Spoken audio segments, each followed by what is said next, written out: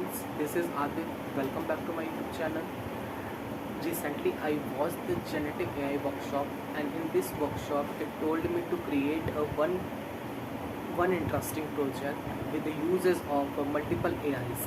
And for example, Google Colab. It is used to based on a cloud service platform. Is Google designed for runnings, and second is the OpenAI. It is the chat service platform, and third is the uh, LangChain. LangChain is the library for building and training language models, and and more AIs uses. For example, Face, PlayST, and Gradius and etc.